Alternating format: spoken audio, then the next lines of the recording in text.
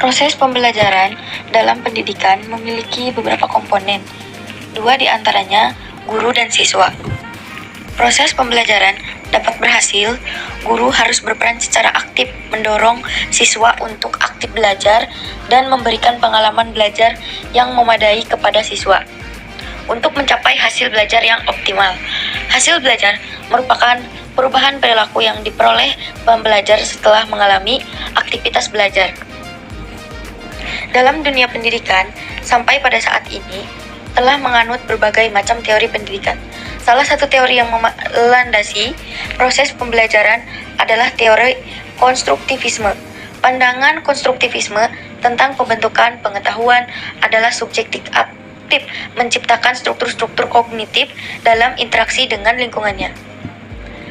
Von Glaserfeld menyatakan bahwa konstruktivisme merupakan aliran filsafat pengetahuan yang menekankan bahwa pengetahuan kita merupakan hasil konstruksi kita sendiri dalam panen DKK 2001. Menurut teori konstruktivisme yang menjadi dasar bahwa siswa memperoleh pengetahuan adalah karena keaktifan siswa itu sendiri.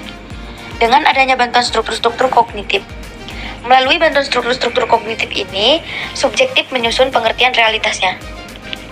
Konstruktivisme dalam pembelajaran adalah suatu filosofi yang didasari oleh pemikiran bahwa proses pembentukan pengetahuan pada individu manusia merupakan hasil kegiatan mental yang ditunjang oleh proses pengalaman belajarnya. Haynes 1991, Boghossian 2006. Artinya bahwa proses pembelajaran bagi individu dilakukan oleh individu sendiri dengan caranya sendiri.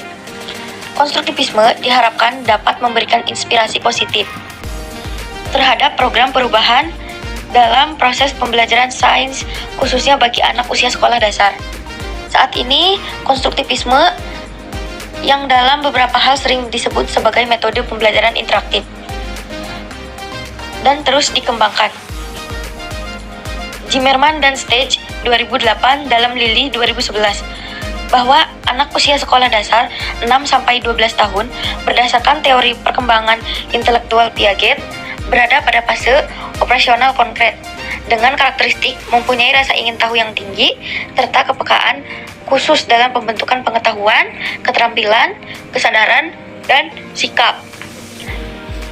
Pengasimilasian prinsip-prinsip konstruktivisme dan karakteristik anak usia sekolah dasar diasumsikan dapat meningkatkan aktivitas serta kreativitas berpikir anak didik dalam proses pembelajaran, khususnya dalam proses pembelajaran sains untuk pemahaman dan perubahan konseptual. Berikut ini ciri-ciri belajar berbasis konstruktivisme menurut Richter dan Al-Hab 1994 dalam Hikmah 2016. Orientasi, yaitu siswa diberi kesempatan untuk mengembangkan motivasi dalam mempelajari suatu topik dan memberikan kesempatan melakukan observasi. Elitisasi, yaitu mengungkapkan idenya dengan jalan berdiskusi, menulis, membuat poster, dan lain-lain. C. Ekstrutriasi, yaitu verifikasi ide dengan ide orang lain dengan membuat ide baru, mengevaluasi ide baru. C. Menggunakan ide baru dalam berbagai situasi, yaitu ide atau pengetahuan yang telah berbentuk perlu diaplikasi pada berbagai macam situasi. C. Review, yaitu mengaplikasi pengetahuan gagasan yang ada perlu direvisi dengan menambahkan atau mengubah. Dapat dikatakan bahwa implikasi dari teori pembelajaran konstruktivisme di sekolah dasar merupakan model pembelajaran yang berorientasi pada Staden-Kantor, yang memandang siswa sebagai individu aktif dan dapat membangun pengetahuannya sendiri. Fungsi utama dari model pembelajaran konstruktivisme adalah menunjang proses pembelajaran yang lebih efektif yang dilaksanakan oleh guru. Kedudukan model pembelajaran konstruktivisme ada dalam komponen langkah-langkah atau tahapan-tahapan dalam mengajar merupakan salah satu upaya untuk meningkatkan proses interaksi guru dan siswa dalam kegiatan belajar mengajar. Dari hasil penelitian didapati bahwa model pembelajaran 5M seperti mengamati, menanya, menalar, mencoba, dan mengkomunikasikan penyajian materi yang sangat detail pada tiap langkah diharapkan memudahkan siswa menangkap pembelajaran, sehingga tujuan pembelajaran dapat dicapai dengan maksimal. Dari pengamatan 5M, bahwa siswa dapat mengamati materi yang disampaikan oleh guru, siswa dapat bertanya persoalan atau permasalahan yang kurang dipahami. siswa dapat menalar atau menangkap materi yang telah dijelaskan oleh guru. Kemudian, siswa melakukan diskusi kepada guru tentang hal yang kurang dipahami sehingga bisa terselesaikan.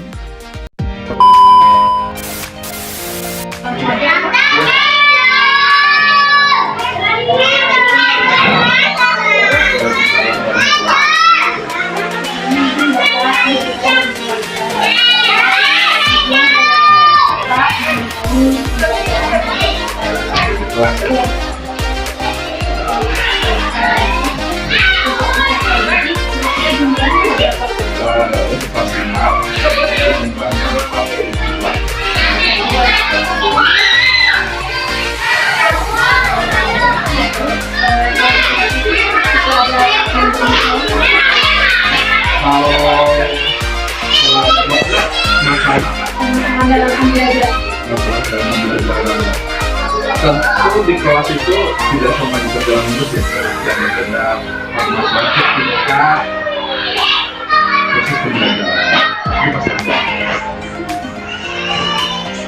Kalau Bapak pernah mengatasi pengetahuan kelas suka berbeda-beda ya cara belajar. Itu Nah, itu tentu karena memang peserta didik itu ketika belajar dia mulai ganti gaya belajar.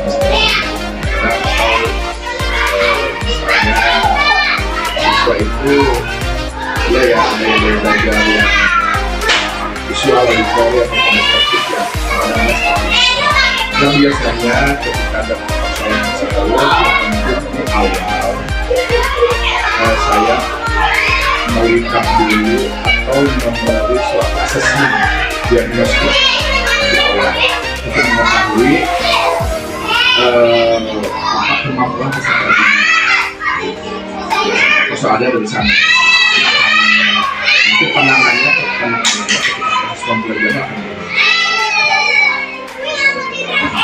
akan kurikulum yang diajarkan ini kalau bukan kurikulum yang diajarkan guru, tapi sekolah menggunakan kurikulum.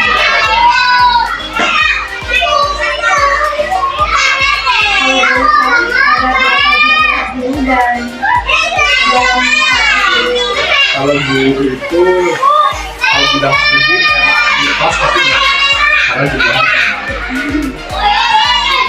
kemudian guru PAI pendidikan ada